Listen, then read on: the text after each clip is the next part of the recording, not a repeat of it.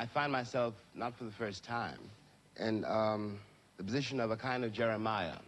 For example, I don't disagree with Mr. Burford that the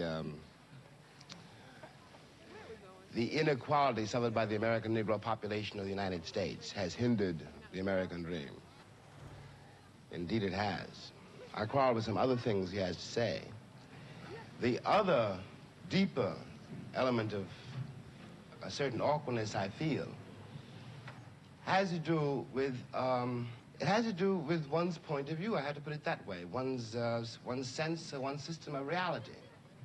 It would seem to me that the proposition before the House, when I put it that way, is the American dream at the expense of the American Negro, or the American dream is at the expense of the American Negro, is a question hideously loaded, and that one's response to that question, or one's reaction to that question, has to depend on, in effect, on where you find yourself in the world, what your sense of reality is, what your system of reality is. That is, it depends on assumptions which we hold so deeply as to be scarcely aware of them.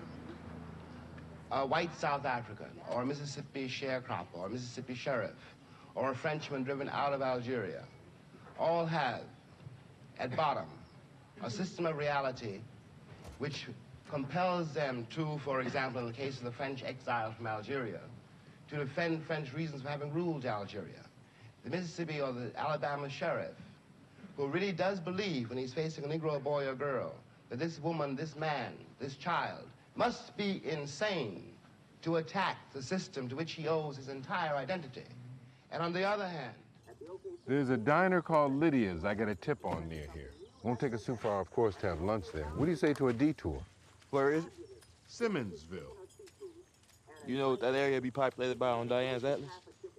What? Bunch of trolls who pick their teeth but don't wear motors. Funny.